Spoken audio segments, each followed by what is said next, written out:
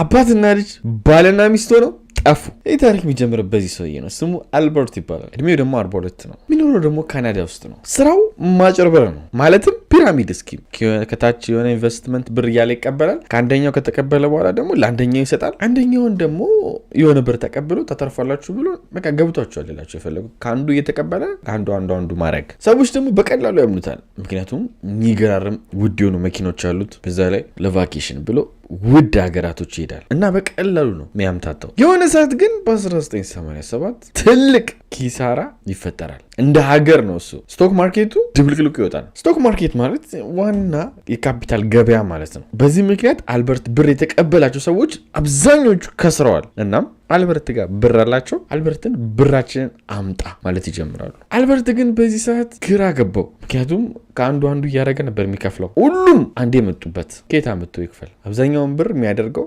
ለራሱና አጭበርብረክ እንዳይባል ትንሽ ብር ነው የሚመልሰው። አሁን የሚመልሰው ብር የለውም። ችግር ውስጥ እየገባ እንደሆነ ታወቀው። በዚህ ግርግር መሀል ደግሞ ሚስቱ እንደውም መፋጠጥ ፈልጋለሁ ትላለች ከሱ ጋር። ሊያብድ ይደርሳል በዚህ አልበርት። ምክንያቱም ስራው እዚህ ጋር ድብልቅልቅ ወጥቷል። ሚስቱ በዚህ ጋር ድብልቅልቁን እያወጣችሁ ነው። የሚይዘው የሚጨብጠው የሚያርፍበት ቦታ የለም። የሚያየው ነገር እንዳለ ችግር ሆነበት። ስለዚህ ከዚህ ችግር መራቅ አለብኝ፣ መጥፋት አለብኝ ከዚህ አካባቢ ያለ። ብቻውን መሄድ ግን አልፈለግም ከዚህ ሀገር። የሚወዳትን አንድ ሴት ልጁን ከእሷ ጋር ነው ለመጥፋት ያሰበው። በ1990 እንደ ፈረንጆች አቆጣጠር ከኢንቨስተሮቹ ያጭበረበረውን ብር ቀሪውን ይዞ በተጨማሪም ደግሞ የ15 ዓመት ልጁን ሺና ትባላለች እሷንም ይዞ የእሷን ፍቃድ አልጠየቀም። ምን አላለም። ብን ብሎ ከዛ ሀገር ጠፋ። ሄዶ ያረፈውም እንግሊዝ ነበር። በአጠቃላይም ከነዚህ ኢንቨስተሮች ከ3.5 እስከ 4 ሚሊዮን የሚደርስ ዶላር ነው የዘረፋቸው። ከዚህ ሁሉ ካጭበረበረው ግን ስንት ብር ተርፎት እጁ ላይ ቀርቶ ወደ ለንደን እንደሄደ አይታወቅም። በዚህ በኩል ግን ሚስቱ ልጇን ይዞ እንደጠፋ አወቀች። ወዲያውም ለፖሊስ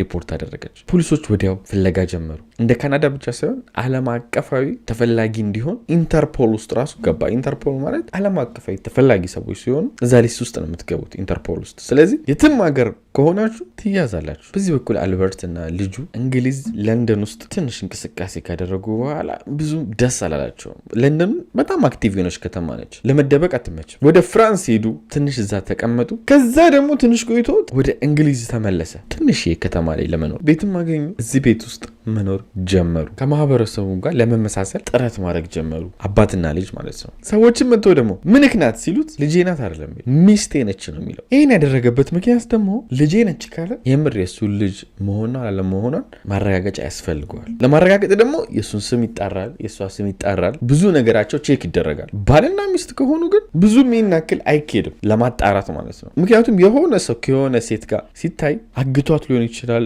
ያለ ፍቃዷ ሊሆን ይችላል የሚል ብዙ ነገር አለ። ባልና ሚስት ሲሆን ግን ይሄ ነገር በጣም ይቀንሳል። እሷም ደግሞ ሳታስነቃ ሰዎች ጠይቋት ባሌ ነው እያለች ሰውን እየሸወዱ መኖር ጀመሩ። ከትንሽ ቆይታ በኋላ ግን አልበርት ምንም እንኳን ሰዎች እነሱን ባይጠረጥሯቸውም እነሱ ላይ ትኩረት ባይስቡም እሱ ማንነት እንደሚያስፈልጋቸው ገባው። ማንነት ማለት ልክ እንደ ዜጋው እዛ ከተማ ላይ እንደሚኖር ሰው ህጋዊ ወረቀት እንዳለው ሰው መኖር ያስፈልገናል ብሎ አሰበ። ለዚህም ይሆናል ብሎ ያሰበው ደግሞ ፌክ ወይም ፎርጅድ ማንነት ማሰራት አይደለም። ምክንያቱም ፌክ ወይም ፎርጅድ ማንነት ስታሰሩ ወዲያው ነው የሚደረስባችሁ። ስማችሁ ለምሳሌ ከበደው ነው አበበ ስታሰሩ አበበ ማን ነው፣ የት ነው የተወለደው ምናምን የሚሉ ብዙ ባክግራውንድ ቼክ ይደረጋል። እና እሱ ይህንን ማንነት ከሆነ ሰዎች ላይ ነው መንቀጥ የፈለገው እነሱ መስሎ ለመኖር ማለት ነው። ደግሞ ለሱ ብቻ አይደለም ለልጁም ጭምር ነው። ከነሱ ጋር የሚመሳሰል ፍለጋ ጀመረ ከልጁ ጋርና ከሱ ጋር። በ1992 እንደ ፈረንጆች አቆጣጠር የሆነ ሱቅ ውስጥ ገብቶ አርት ጋላሪ ነው። እቺን ሴት ያያል። ኤሌና ትባላለች። እቺ ሴት ሮናልድ የሚባል ፍቅረኛ ያላት ከሷ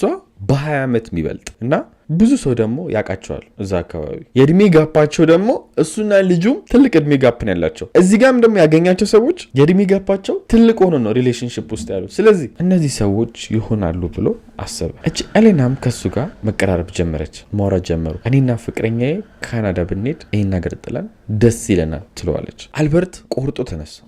እኚህን ሰዎች ማንነታቸውን ለመውሰድ ከዛ እሷን የበለጠ ማቅረብ ጀመረ። እሷን መቅጠር ጀመረ። የራሱ ፐርሰናል ፎቶግራፈርም አድርጓት ቆንጆ ብር ይከፍላታል። ትንሽ ቆይቶ ፍቅረኛዋንም እሱም መቅጠር እፈልጋለሁ ብሎ ይጠራዋል። እናም ሁለቱም እሱ ጋር ለመቀጠር ብለው ይህንን ውል መፈረም አለባችሁ ይላቸዋል። እሷ ቀድማ የፈረመችው ፊርማ ነበር። ባልየው ደግሞ ወይም ፍቅረኛዋ በዛ ሰዓት ይፈርማል። ፊርማቸው ለሱ በጣም አስፈላጊ ነገር ነው። ማንነታቸውን ስለሚወስድ ፊርማቸውም አንድ ላይ ይወሰዳል ማለት ነው። ስለዚህ የእነሱ ፊርማ ሄዶ እሷን መለማመድ ነው ስራው። አልበርት የቀጣይ እንቅስቃሴው ምንድን ነው? እነሱን ከሀገር ማስወጣት። ምክንያቱም ካናዳ መሄድ እፈልጋለሁ ፍቅረኛዬም ይፈልጋል ብለዋለች። እሱን ተስፋ አድርጎ ነው የሁሉ ነገር እያደረገ ያለው። ግን ፍላጎታቸው አሁን ላይ ቀንሷል ሁለቱም። ምክንያቱም አልበርት ጥሩ ብር እየከፈላቸው ነው። ወደ ካናዳ መሄድ አልፈለጉም። ጊዜያቶች አለፉ። እነሱ የመሄድ ሀሳባቸው ጭራሽ እየጠፋ መጣ።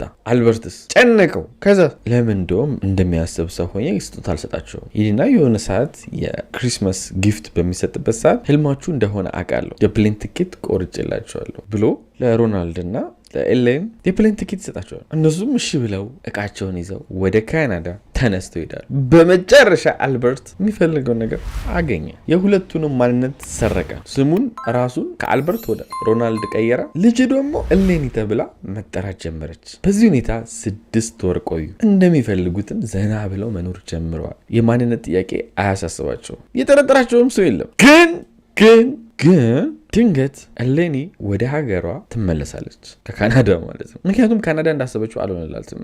ስራ አላገኘችም ምናምን፣ በቃ እንደምፈልገው አልሆነም። አልበርት ይህን ነገር ሰማ፣ ደነገጠ። ራሱን እንደ ሮናልድ አድርጎ እየኖረ ይህን ሚስጥር ደግሞ እሷ ነች የምታውቀው፣ ማንም ሌላ ሰው አያውቅም። ኤሌኒ ማለት ነው። ምን እንደሚያደርጋት ሀሳብ ሆነበት። ይሄድና እንደ ኖርማል እንደ አልበርት ሆኖ ሊያሳምናት ይሞክራል። ጭራሽ ሁሉ ብር ሊሰጣት ሁሉ ይሞክራል። ካናዳ ስሪ፣ በደንብ አሪፍ ሀገር ነው ምናምን እያለ ተጨማሪ ብር እንደሚሰጣት ሁሉ ይነግራታል። ግን እሷ ኤሌኒ በቃኝ ብላን የመጣችሁ ከካናዳ የመመለስ ሀሳብ ይላትም። አሁን ያለው አማራጭ ምንድን ነው? ከዛ አካባቢ መጥፋት። እዛው እንግሊዝ ሀገር ነው። አሁንም ከነበረበት ትንሽ ከተማ ሌላ ትንሽ ከተማ ሄዳል። የባሰው ነገር ግን ካናዳ ሄዶ የነበረው ሮናልድም ይመለሳል። አልበርት በዚህ ጨለለ፣ አበደ። ምክንያቱም ሮናልድ በሆነ ምክንያት በሲኩሪቲም ሊሆን ይችላል በሆነ ነገር ማንነቱ ቢጣራ መንግስት ወዲያው ነው የሚያውቀው 2 ሮናልድ እንዳለ ማለት ነው። እንዲህም ብሎ አሰበ፣ ይህን ሰውዬ ከነጭራሹ መግደል አለብኝ ብሎ አሰበ።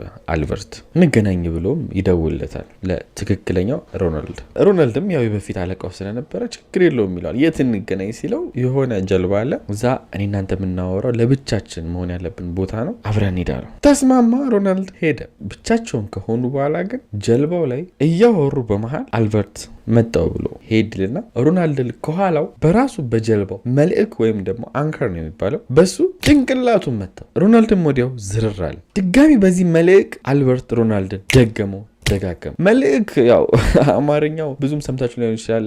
ጀልባዎች፣ መርከቦች ምናምን ለመቆም የሚጠቀሙበት ብረት ነው እና በጣም ከባድ ብረት ነው። ለዛም ነው ሮናልድ ዝር ያለው ወዲያው። አልበርትም ከዛ ጀልባ ላይ ታዲያ ብድግ አድርጎ ሮናልድ ወደ ውሃው ይወረውረዋል። ሮናልድ በዚህ ትንሽ ያው አልሞተም ነበረ፣ ግን መዋኘት ስላልቻለ ሰምጦ ሞተ። አልበርትም ታዲያ ወደ ኖርማል ህይወቱ ተመለሰ እንደ ሮናልድ ለመኖር። በዚህ መንገድ እንግዲህ ማንም እሱን አልጠረጠረም፣ ላይፉን ቀጠለበት። ከትንሽ ቀናቶች በኋላ ግን አሳ አጥማጆች የሮናልድን ሬሳ ተንሳፎ ያዩታል። ወዲያውም ፖሊሶች ጋር ደወለ። ፖሊሶች መጥተው መመርመር ጀመሩ። ማን ነው ምንድን ነው የሚለውን። እጁ ላይም ሰዓት አገኙ፣ ኦሪጂናል ሮሌክስ ሰዓት። ስለ ኦሪጂናል ሮሌክስ የምታውቁ ከሆነ ደግሞ የምትገዙት ከስቶሩ ከዛው ከሆነ ውድ ስለሆኑ በስማችሁ ይመዘገባሉ እኚህ ሮሌክስ ሰዓቶች። እናም እዚህ ሮሌክስ ላይ ያለውን ቁጥር ማን የገዛው የሚለውን ሮሌክስ ካምፓኒ ጋር ሄደው ጠየቁ። ምክንያቱም ሮሌክስ የራሱ የሆነ ቁጥር አለው። ሰዓት ስገዙ ማንነታችሁ የሚመዘግብበት ቁጥር ማለት ነው። ወዲያው ነበረ ታዲያ ይህንን ሰዓት የገዛው ሮናልድ ነው ብለው ሮሌክስ ካምፓኒ መረጃ የሰጠው። ለዚህ ሮናልድ ማን ነው የሚለውን ደግሞ ፖሊሶች ማጣራት ሲጀምሩ መረጃው የሚያሳየው የአልበርትን ፎቶ ነው፣ የአልበርትን ዳታ ነው። ስለዚህ ይህ ሰውዬ በሮናልድ ማንነት እየኖረ ነው ብለው ፖሊሶች ሄደው ቀጨም አደረጉት። የአልበርትም ትክክለኛ ፎቶ ይህን ይመስላል። ወዲያው ፍርድ ቤት አቆሙት፣ እድሜ ልክ እስራት ፈረዱበት። የዛሬ እውነተኛ ታሪካችን ይህን ይመስላል። ላይክ ማድረጋችሁን በጭራሽ እንዳረሱ። ወዳችኋለሁ። ባይ